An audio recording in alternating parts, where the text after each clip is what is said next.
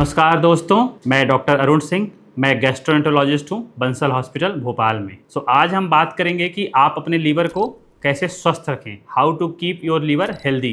तो उनमें से मैं कुछ चीज़ें बताऊंगा कि जो चीज़ें आपको करेंगे, जिन पे ध्यान रखेंगे और क्या चीज़ों से अवॉइड करेंगे, किन से बचना है जिससे आपका लीवर स्वस्थ रहे। तो पहले मैं बताऊँगा कि क्या आप कर सकते हैं जिससे आपका लीवर सुरक्षित रहे।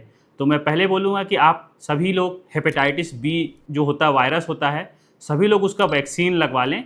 उसके 3 डोज होते हैं और 0, 1 और 6 मंथ में ऐसा करके लगता है। मतलब आज लगेगा, दूसरा आज से 1 महीने बाद लगेगा, तीसरा आज से 6 महीने बाद।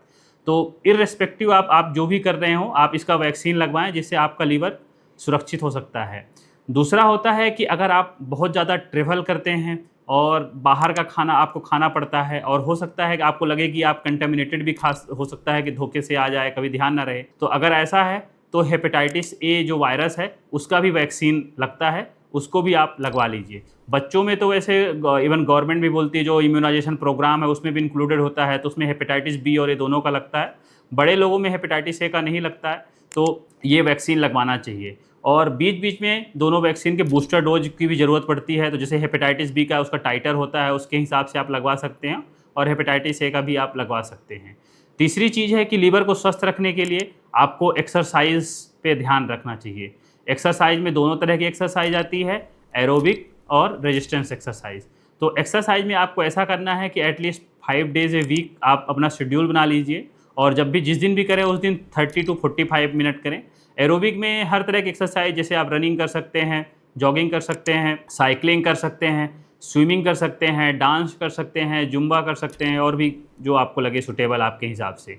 दूसरा है रेजिस्टेंस एक्सरसाइज भी आप करें। तो ये 5 दिन आपको करना है, इस नियम को याद रखें।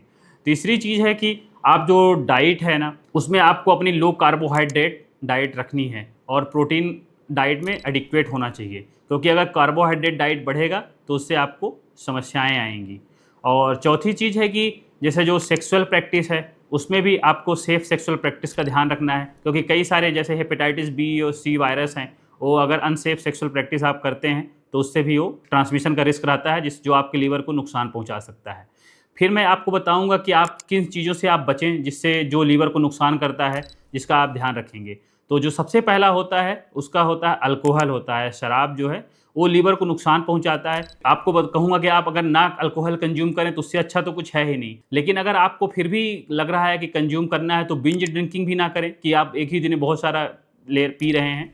और अगर फिर भी आप नहीं लगता है कि कभी कभी हम लेना चाहेंगे, तो आप महीने में 1 आध 2 बार ले लेंगे तो उससे इतनी प्रॉब्लम नहीं होती। बट मेरा फिर भी सलाह रहेगा कि आप बिल्कुल ना लें, क्योंकि अल्कोहल लीवर को बहुत नुकसान पहुंचाता है। दूसरा है कि जैसे आप जो ये कोल्ड ड्रिंक वगैरह है, कोल्ड ड्रिंक है, जूस है, ये सब हाई कार्बोहाइड्रेट होता है, फ्रुक्टोज होता है इनमें, जो लीवर को नुकसान पहुंचाता है। तो आपको इनसे बचना है। आपके जो फास्ट फूड हैं, चिप्स, कुरकुरे, इस तरह की जो भी सारी चीज़ें होती हैं जो डीप फ्राइड होती हैं, इन सब से आपको बचना चाहिए, क्योंकि अगर ज़्यादा सेवन करेंगे तो आपका लीवर को नुकसान पहुंचाएगा फैटी लीवर के थ्रू। और हम देख रहे हैं कि आजकल बच्चों में काफ़ी ओबेसिटी हो रही है, जिसकी वजह यही सारे डाइट हैं कि पेरेंट्स जो होते हैं बच्चों को, इवन बच्चा रोता है और पेरेंट्स हमें तुरंत चिप्स, कुरकुरे या कि कोल्ड ड्रिंक के बॉटल उनको पकड़ा देते हैं। और बच्चे को तो अच्छा लगता है क्योंकि कार्बोहाइड्रेट रिच है, तो अच्छा मीठा होता है, अच्छा लगता है, उनको मज़ा आता है। लेकिन ये लंबे समय के स्वास्थ्य के लिए अच्छा नहीं होता।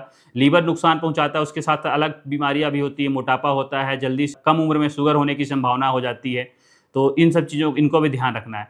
तीसरा है कि टैटू जो होता है उससे भी आपको बचना चाहिए। फिर भी अगर आप टैटू बनवाना ही चाह रहे हैं तो आपको जो भी टैटू बनाता है उससे अच्छे से बात करनी है, उसको बोलना है कि आपको निडल जो है हर बार अलग निडल यूज़ करनी है, जो कि बिल्कुल नई खोली जाए और उसके बाद उसको डिस्कार्ड किया जाए। और इवन जो मटेरियल होता है जिससे वो बनाते हैं, कई बार हमने देखा है कोई निडल तो चेंज करते हैं बट मटेरियल नहीं करते, तो भी वो इन्फेक्शन का रिस्क बना रहता है। तो अगर संभव हो तो टैटू से बचें। लेकिन अगर नहीं आप चाहते हैं कि टैटू करवाना है, जैसे बहुत कई सारे स्पोर्ट्स प्लेयर वगैरह का उनका फैशन बन गया है तो कराना चाहते हैं, तो आप इन सब चीज़ों का ध्यान रखें। आई होप कि आपको ये वीडियो पसंद आया होगा। अगर आपको पसंद आया तो आप इसको लाइक और सब्सक्राइब जरूर करें। धन्यवाद दोस्तों।